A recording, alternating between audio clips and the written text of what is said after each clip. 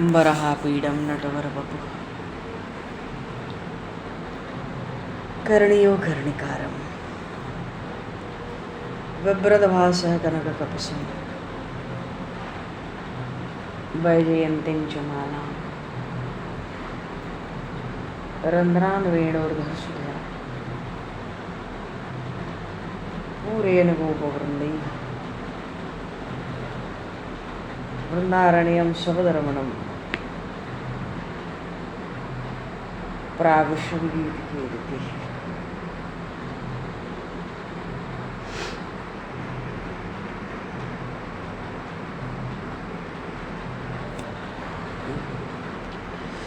बोली श्री नंदन श्याम सुंदर भगवान की जय, श्री चैतन्य महाप्रभु की जय।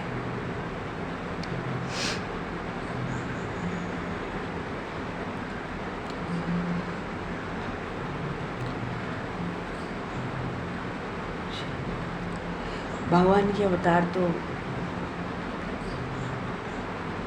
प्रतिक्षण अनंत अनंत होते हैं, हो रहे हैं, क्योंकि ब्रह्मांड भी अनंत है।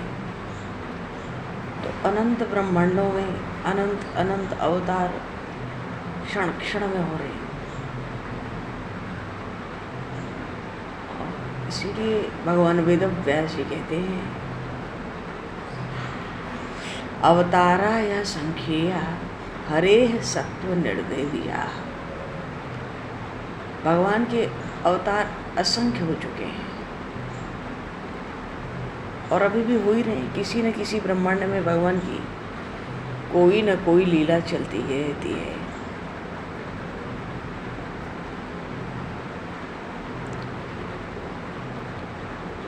कल अक्षय तृतीया का पर्व है।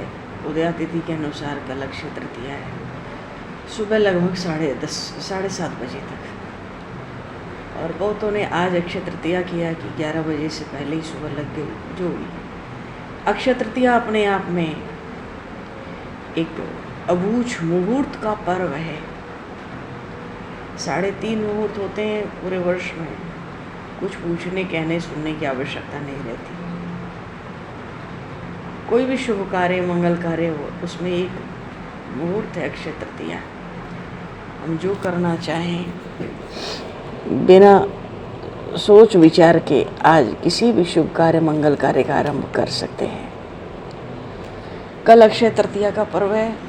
युगादि तिथि है। जैसे 4 युगों में युग बदलते हैं, सतयुग से त्रेता युग लगा तो किस दिन लगा, या त्रेता से द्वापर आया तो किस दिन वो परिवर्तन हुआ, युग परिवर्तन। द्वापर से कलयुग आता है तो युग परिवर्तन की तिथि। ऐसे ही कलयुग से सतयुग आता है तो युग परिवर्तन की तिथि। ऐसे ही अक्षय तृतीया युगादि तिथि कहलाती है, मानो किसी युग का आरंभ हुआ है। इसलिए इस तिथि का महत्व और भी बहुत बढ़ जाता है। दान पुण्य की महिमा इतनी बढ़ जाती है और जितने सत्कर्म होते हैं, कथा कीर्तन जप तप ध्यान पूजन सेवा, ये अक्षय फल देते हैं।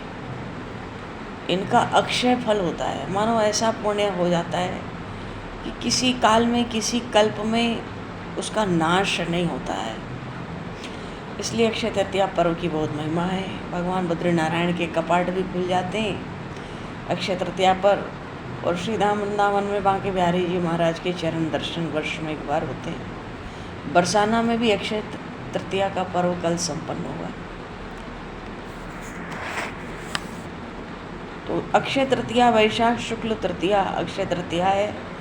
और भगवान विष्णु के 6वें अवतार भगवान परशुराम का प्रागट्य उत्सव है। आज भी बधाई है और कल भी बधाई है। खूब बधाई है, खूब शुभकामनाएं। बोलिए श्री परशुराम जी महाराज की जय। भगवान के अवतार हैं,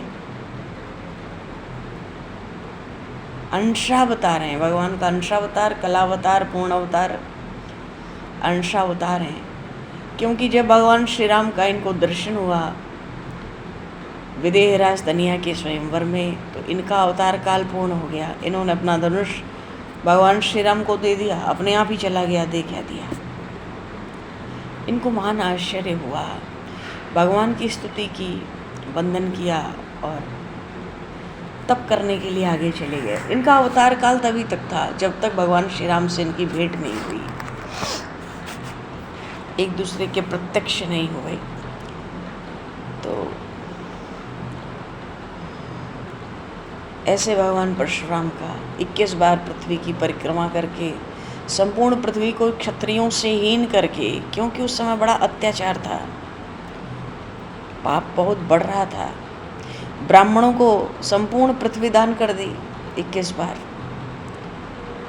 सहस्रबाहु की भुजाओं का छेदन करने वाले भगवान परशुराम, पितृभक्ति इनके अंदर बहुत विलक्षण थी। भगवान परशुराम के चरित्र में जो सबसे प्रधान बात है वो है इनकी पितृभक्ति, वो बहुत विलक्षण थी। तो भगवान के तो बहुत अवतार हैं, भगवान असंख्य अवतार हो चुके। अवतारा है संख्या हरे सत्व निधेर विजाह, भगवान व्यास कहते हैं अवतार असंख्य हो चुके हैं। अब असंख्य अवतारों में हमें जो रूप स्वरूप हम चाहें मान लें, और चाहे हम ऐसा भी भगवान का स्वरूप मान लें जिसका अवतार कभी हुआ ना हो, तो भगवान को उसी रूप में आना भी होता है। भगवान को भला क्या परिश्रम रूप धारण करने में। मानो जीव स्वेच्छा से भी प्रभु के किसी अलग रूप का निर्माण कर सकता है, स्वेच्छा से उसका रंग बना सकता है। प्रभु इतने दयालु हैं, उन्होंने ऐसा कोई कड़ा नियम नहीं बनाया, कोई पाबंदी नहीं लगाई जिसमें किसी भी जीव को आपत्ति हो। इसीलिए तो भगवान का एक नाम है ना, अनंत नाम रूपाय, अनंत नाम रूप वाला कहा जाता है प्रभु को। तो जो अनंत शक्तिमान है उसको सीमा में बांधना तो नाम समझिए। भाव के लिए कोई सीमा नहीं है।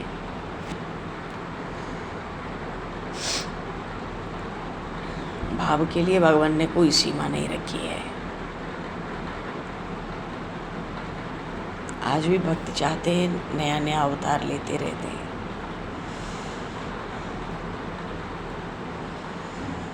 अब रूप की सीमा नहीं है तो नाम की भी सीमा भगवान ने नहीं रखी है, भाषा की भी सीमा नहीं है, स्थान की भी सीमा नहीं है। इच्छानुसार नाम भी रख सकते हैं, कोई आपत्ति नहीं।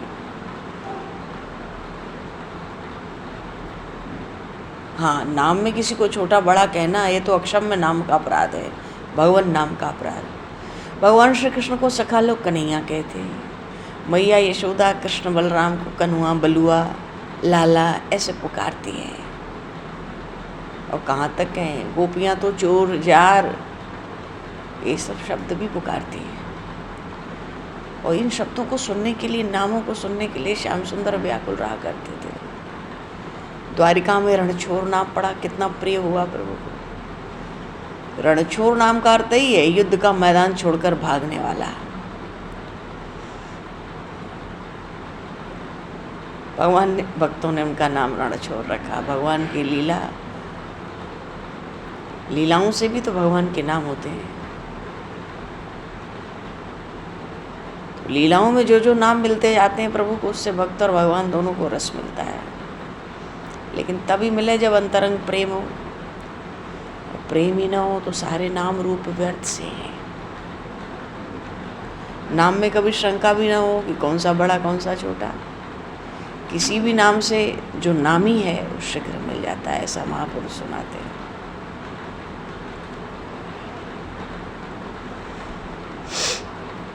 और जितनी लीलाएं भगवान की, भगवान रामकृष्ण की जो इतनी लीलाएं ग्रंथों में भरी पड़ी हैं, ये तो समुद्र के अपार जल की एक बूंद के बराबर नहीं है।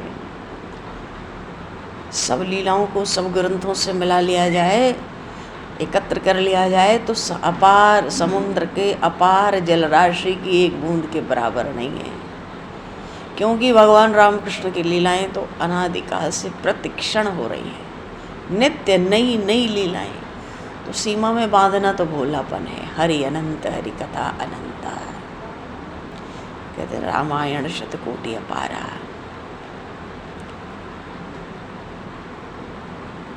कहने का भाव यह है, भगवान भक्ति के वर्षों तो कुछ भी कर सकते हैं।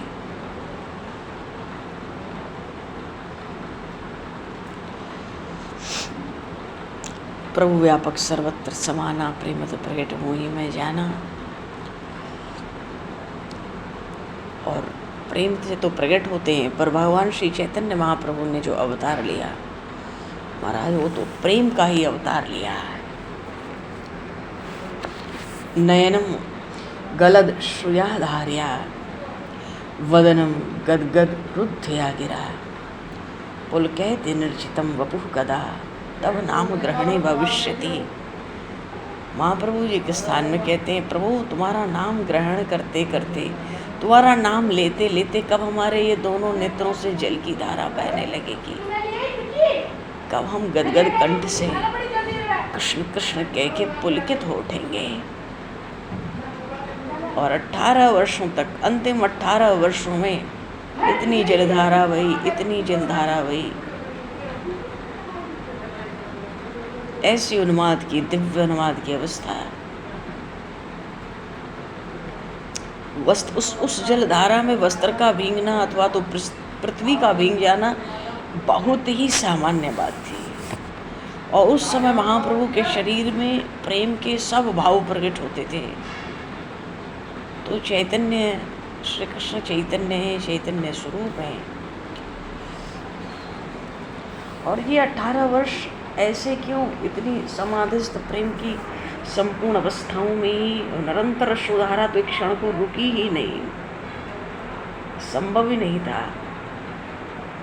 क्योंकि अवतार काल का जो विशेष प्रयोजन था, श्री राधा रानी के हृदय के श्री कृष्ण प्रेम को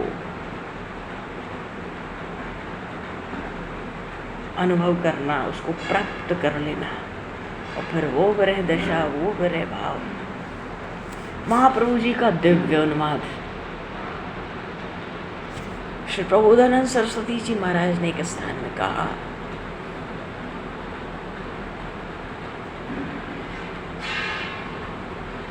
कि वो जो गौरांग प्रभु हैं, वो अपने निरंतर के नयन जल से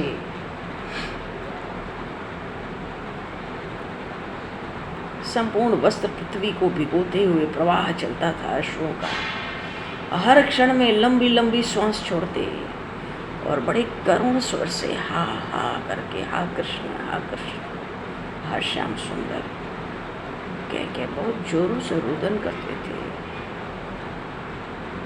मानो किसी ब्रज विरहिणी के भाव में सदा निमग्न रहते थे।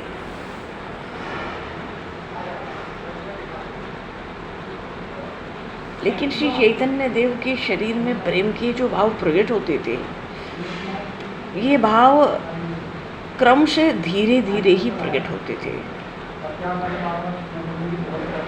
क्योंकि अगर प्रेम का उच्च भाव एक साथ एक ही बार में हृदय में प्रकट हो जाए तो हृदय तो फट जाए।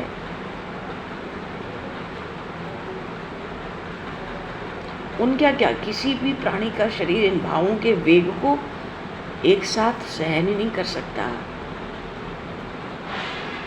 जब गया जी में महाप्रभु जी गए थे, जब महाप्रभु जी गृहस्थ में थे, जहाँ उनको ईश्वरपुरी जी मिले थे और जहाँ उन्होंने वैष्णव मंत्र की दीक्षा ली थी, गोपी जन वल्लभाय नमः। तो जब गया जी से लौट रहे थे तो छोटे से मुरली बजाते हुए श्याम तभी दिखे थे, और उन्हीं के फिर दर्शन पाने की लालसा में वो रुदन करने लगे। और तभी से धीरे धीरे उनके भावों में वृद्धि होने लगी।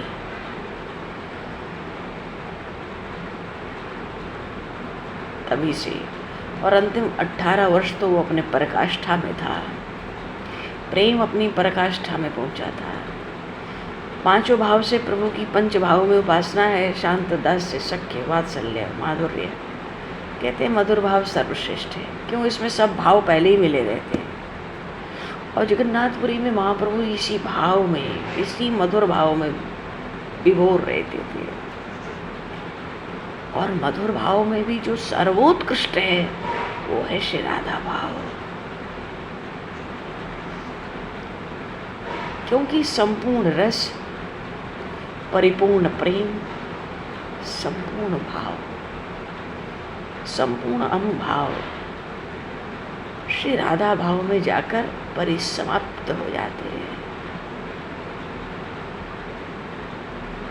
तो अवतार काल के अंतिम 18 वर्षों में, कहीं कहीं 12 वर्षों का प्रमाण आता है, महाप्रभु जी अपने को राधा मानकर ही श्री कृष्ण के विरह में व्याकुल रहते थे। कविराज कृष्णदास गोस्वामी जी कहते हैं, गिरिराज जी वाले, कि राधिकार भावे प्रभु सदा अभिमान।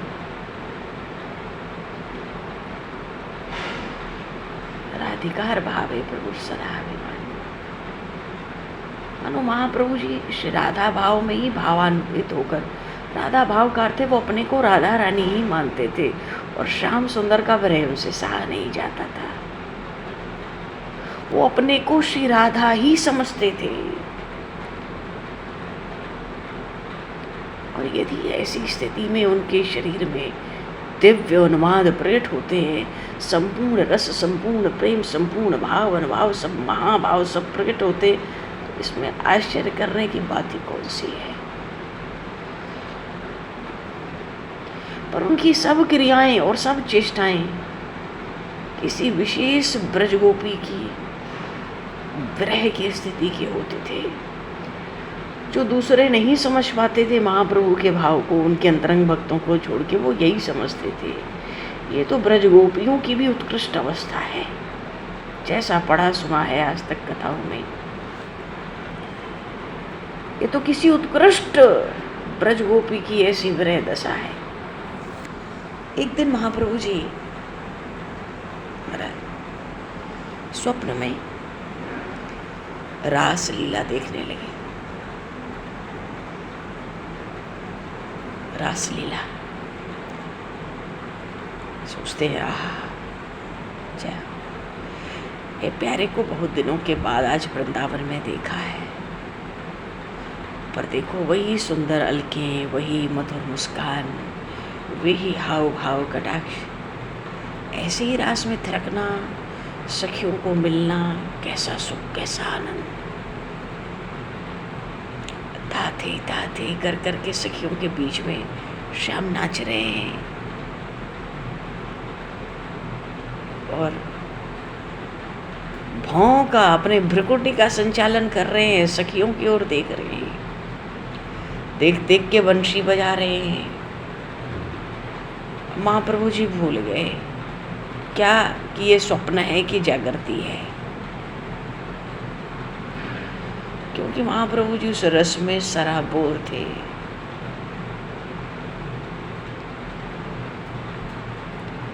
तो गोविंद को, जो उनका बहुत अंतरंग सेवक थे उनको बड़ा आश्चर्य हुआ आज, क्यों प्रभु आज इतनी देर तक क्यों सो रहे हैं? रोज तो अरुणोदय से ही उठ जाते हैं, आज तो दिन भी चढ़ गया, संभव है नाराज हो इसलिए जगा दूं। ऐसा सोचकर गोविंद धीरे धीरे प्रभु के चरण कमल में जो तलवे हैं ना, लाल लाल कोमल, उनको धीरे धीरे दबाने लगे और प्रभु चौंक कर उठ गए। कृष्ण कृष्ण कृष्ण कहाँ गए, कहाँ गए कृष्ण? एकदम व्याकुल हो गए महाप्रभु जी। कृष्ण कृष्ण इधर उधर चारों दिशा में देख रहे हैं, जोरों से रुदन कर रहे हैं, क्यों कृष्ण को पाया नहीं।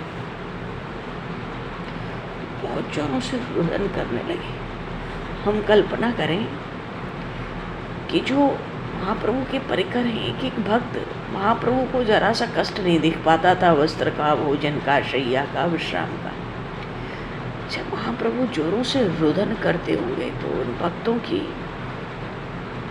उन अंतरंग प्रेमियों की क्या दशा होती होगी उस समय। सब अपने को लाचार विवश पाते थे, जोरों से रुदन करने लगे, कृष्ण कृष्ण कहाँ गए कहाँ गए, बस ऐसे ही कहते। तो गोविंद ने कहा, प्रभु जगन्नाथ जी के दर्शनों का समय हो गया है, नृत्य कर्म से निवृत्त होकर दर्शन के लिए चलिए। इतना सुनते ही उसी भाव में एक यंत्र की तरह शरीर के स्वभाव के अनुसार नित्य कर्म से निवृत्त हुए और श्री जगन्नाथ भगवान के दर्शनों को चल पड़े। और जब वहाँ दर्शन करने जाते हैं तो महाप्रभु जी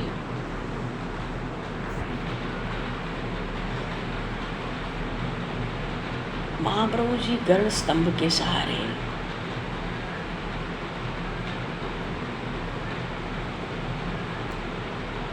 घंटों खड़े खड़े दर्शन करते रहते थे।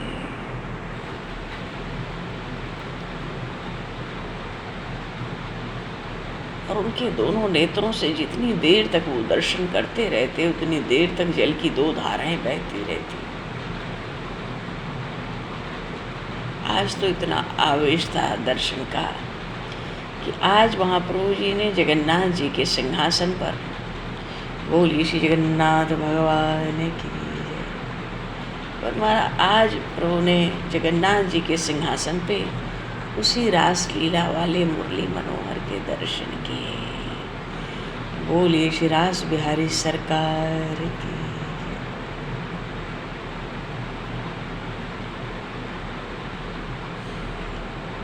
इन लीलाओं की, भगवान की ऐसे रहस्यमय चरित्रों का जो रस है, आनंद है, प्रेम है,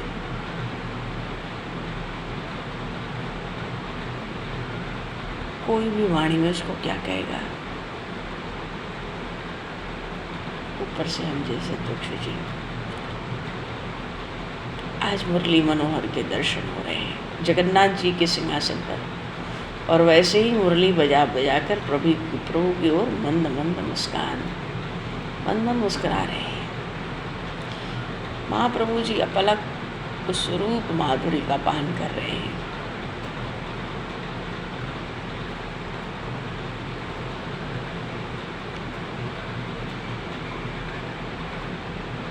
इतने में ही अपलक हैं, पता ही नहीं चल रहा था कि कुछ है कि नहीं।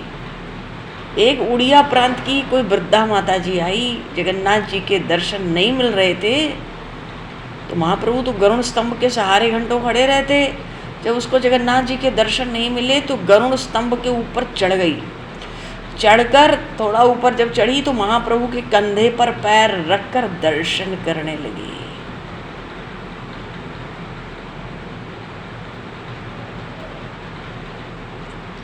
वो वृद्धा माता महाप्रभु के ही क्यों दर्शन ही नहीं मिल रहे, ऊंचा होना था उसको, गरुड़ स्तंभ पे चढ़ गई। महाप्रभु को देखा तो उसको लगा ही नहीं कि कोई सजीव है। ऐसे नर्मशेष कंधे पर ही पैर रख दिया और दर्शन कर रही है खड़ी होके। इतने में गोविंद, सब तो भक्त घेरे रहते थे, गोविंद ने उस वृद्धा माई को ऐसा करने से मना किया। अरे क्या कर रही है? प्रभु को आवाज मिली तो महाप्रभु जी ने गोविंद से कहा, ये आदिशक्ति महामाया है, तुम इनके दर्शन सुख में विघ्न न डालो, इनको इच्छा के अनुसार प्रभु के दर्शन करने दो। लेकिन गोविंद के कहने पे वो वृद्धा मैया जल्दी से उतर के महाप्रभु के चरण कमलों में पड़कर बार बार प्रणाम करती हुई अपने अपराध के लिए क्षमा याचना करने आ गई।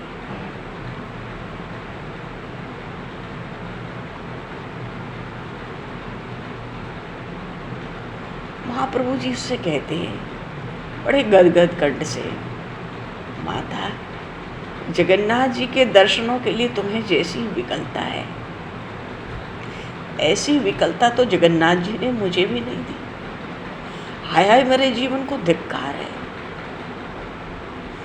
और हे जननी, तुम्हारी ऐसी एकाग्रता को मेरा कोटि कोटि धन्यवाद है।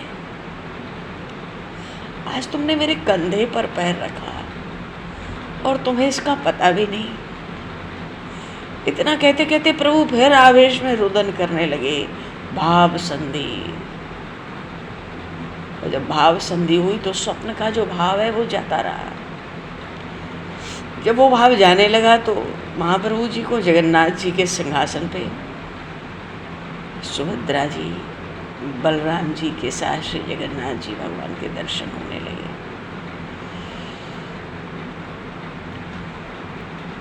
बोलिए श्री चैतन्य महाप्रभु की जय।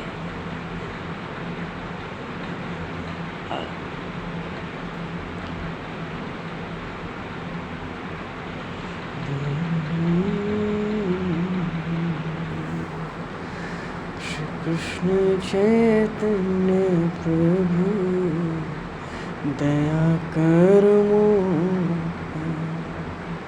श्री कृष्ण चैतन्य प्रभु दया करो मोह।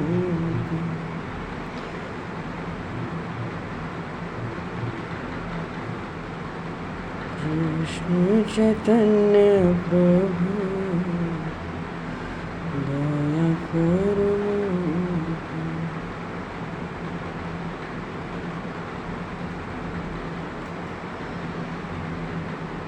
कृष्ण चैतन्य प्रभु दया करो। अच्छा, महाप्रभु जी का एक भाव समाप्त नहीं होता था, दूसरा भाव उसी में आरंभ हो जाता था। दर्शन करते करते महाप्रभु जी को कुरुक्षेत्र का भाव प्रकट हो गया। कौन सा कुरुक्षेत्र? कुरुक्षेत्र में जो ग्रहण लगा था, ग्रहण के स्नान के समय द्वारिकाधीश श्री कृष्ण अपने परिवार के साथ गोपियों को मिले थे। बस इस बात का स्मरण हो गया और फिर अंदर से खिन्न हो गए, नाराज हो गए और महाप्रभु जी अपने निवास स्थान पर लौट आए। और फिर तो उस दशा का ध्यान करते करते इतने कातर हो गए, ऐसी ब्रज गोपियों की बिरहणी सी दशा हो गई कि अच्छा, ये जो प्रेम के भाव होते थे वो धीरे धीरे ही प्रकट होते थे। तो पहले तो भाव आ गया मंदिर में ही, याद आ गई और फिर अपने को उदास हो गए, अपने निवास पर लौटे। वहाँ आके बड़ी व्याकुलता हो गई विरह के मारे, मन एकदम उदास, तो पैर के नाखून से पृथ्वी कुरेदने लगे और अभी धीरे धीरे रोने लगे, भीतर ही भीतर अश्रु बहाने लगे, अपने को बार बार धिक्कारने लगे। दिन बीता, शाम हुई, अंधेरा छा गया, रात हो गई, महाप्रभु जी के भाव में कोई परिवर्तन ही नहीं हुआ। ऐसे ही ये प्रेम की दशा धीरे धीरे बढ़ती थी, इसलिए किसी को पता ही नहीं पड़ पाता था कि क्या हुआ।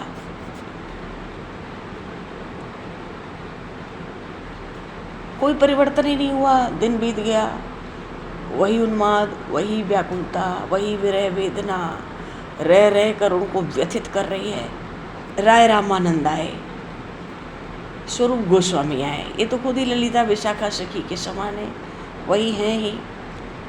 आए और सुंदर सुंदर पद सुनाने लगे।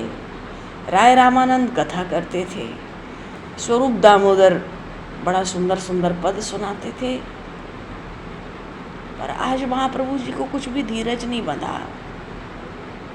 क्यों? भीतर तो एक ही कसक थी, हाय श्याम तुम किधर गए, हाय श्याम तुम किधर गए, मेरे श्याम जो तुम किधर गए। मुझ दुखनी को, अबला को मझधार में ही छोड़ गए। हाय हाय मेरे भाग्य को धिक्कार है। क्यों? अपने प्राण वल्लभ को मैंने पाया था, अब मैंने फिर उनको गंवा दिया। अब कहाँ जाऊं, कैसे करूं, किससे कहूं, कोई सुनने वाला भी तो नहीं। हाय हाय ललिते, अब तो कुछ उपाय बताते। ओ बहन विशाखे, अरे तू मुझे कुछ धीरज बंधा दे, नहीं तो मैं मर जाऊंगी। मैं अपने प्यारे श्याम सुंदर के बिना प्राण धारण नहीं कर सकती। मैं जोगिन बन जाऊंगी, फिर मैं घर घर अलग जगाऊंगी, फिर मैं नरसिंगा लेकर भी बजाऊंगी, फिर मैं तन में भभूत रमाऊंगी, मैं मारी मारी फिरूंगी, हाँ, और किसी की भी ना सुनूंगी। क्योंकि या तो उन श्याम सुंदर के साथ जीऊंगी या आत्मघात करके मरूंगी। हाय हाय, अरे वो निर्दयी श्याम, वो निष्ठुर श्याम, तुम कहाँ चले गए? बस ऐसी बातें, 24 घंटे यही बातें और फिर वही प्रलाप। आधी रात बीत जाती तो रामानंद राय, आधी रात बीत गई तो गंभीरा मंदिर में प्रभु को सुलाकर चले गए। स्वरूप दामोदर वहीं गोविंद के पास ही पड़े रहे, क्योंकि महाप्रभु शांत थोड़ी हुए हैं, वो तो उनको अंदर डाल दिया गया है बस। महाप्रभु तो अभी भी जोरों से बड़े करुण स्वर में भगवान के नामों का उच्चारण कर रहे हैं। श्री कृष्ण गोविंद हरे मुरारी, श्री कृष्ण गोविंद हरे मुरारी, हे नाथ नारायण वासुदेव, श्री कृष्ण गोविंद हरे मुरारी, श्री कृष्ण गोविंद हरे मुरारी, हे नाथ नारायण वासुदेव, श्री कृष्ण गोविंद हरे मुरारी, हे नाथ नारायण वासुदेव, श्री कृष्ण गोविंद हरे मुरारी, श्री कृष्ण गोविंद हरे मुरारी, हे नाथ नारायण वासुदेव, हे नाथ नारायण वासुदेव, श्री कृष्ण गोविंद हरे मुरारी।